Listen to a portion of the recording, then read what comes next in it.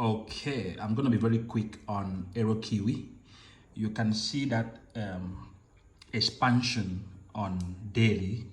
The daily showed us this expansion. We took this trade on the VVIP. It was a buy trade order, and we took it, I think, about almost 80 pips or 100 pips, close to 100 pips. Then we went out. Why did we exit this trade at this level?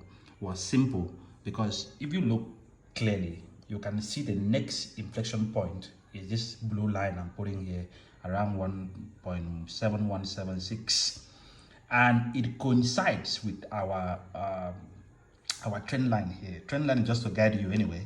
It can break out of this trend line and then break back in.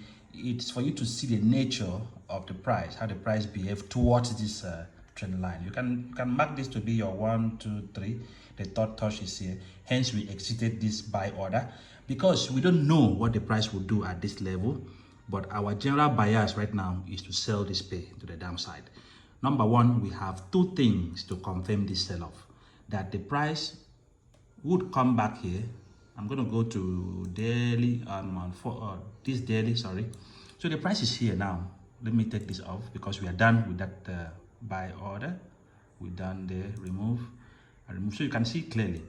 You can see the momentum at the tail end of this expansion. We have this, if you may call it, 1.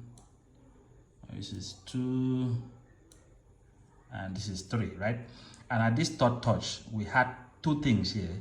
We had this last inflation point here, which coincide down here. Is a huge confluence, you understand? It's either the price could have turned back here. I mean, we have seen that happening most times. The price turned back down here and start going down, or the price would try to complete this third touch here, completing that expansion that we had here. Price may do two things.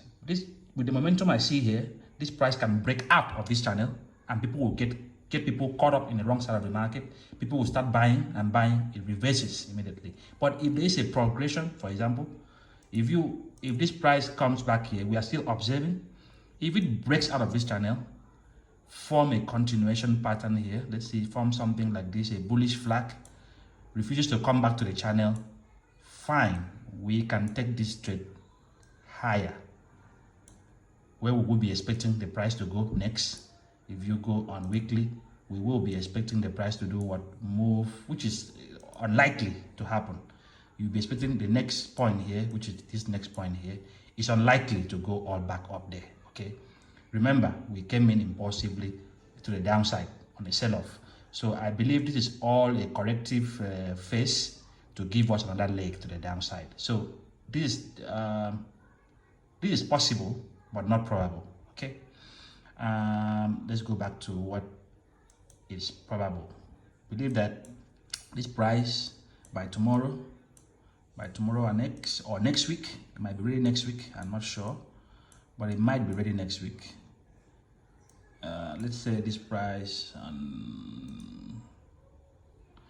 comes here and then start to maybe break out of this channel and break back in, and then form something like this. Let's say this price forms something like this. It breaks back and break back in, meaning no progression to the upper side. It breaks back in and then form a bearish flag somewhere here below the channel, right? We might take the trade forming something like just giving us a depth, maybe something like this on 15 minutes or 1 hour. Take the trade somewhere here, sell it down, put your stop 15 to 25 pips somewhere around here above this channel, and then take the trade to the downside. That's what I see on Aero Kiwi, and I believe this helps. Okay, thank you and God bless. We'll keep looking at how it evolved during tomorrow non-farm Peru, and then next week probably I believe this trade will be ready by next week. Thank you and God bless. I hope this helps.